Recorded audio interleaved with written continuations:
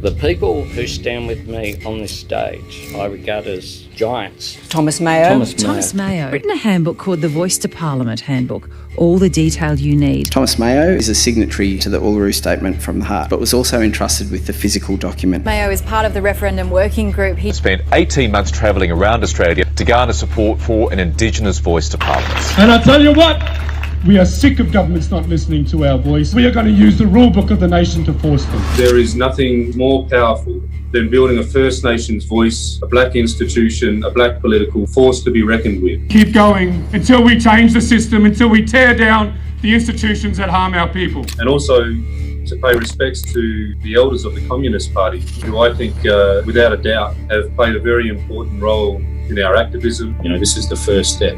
It's a vital step. Pay the rent, for example. You know, how do we do that in a way that is transparent and that it actually sees reparations and compensation to Aboriginal and Torres Strait Islander people? The power in the voice is that it creates the ability for First Nations to go forth with coherent positions on what legislation needs to be created, what legislation needs to be amended, and punish politicians that ignore our advice.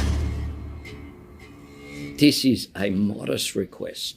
Authorised by Matthew Sheehan, Advance Australia, Canberra. Hi Australia, my name is Teela, Reid. I was part of the constitutional dialogue process. Teela has been there in the heart of creating a framework for rethinking our constitution. Referendum engagement group member Teela Reid. You have all these remarkable people like Thomas Mayo and Teela Reid. We have to understand this concept of the voice is the first step in redistributing power. There does need to be these tough decisions and reparations for what First Nations peoples have lost. This notion of reconciliation, it's not enough. The voice isn't ready. We begin to demolish the system that continue to oppress us. All these remarkable people.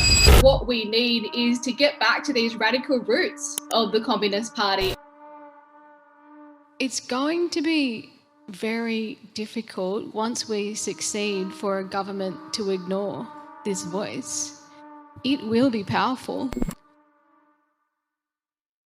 Authorised by Matthew Sheehan, Advance Australia, Canberra.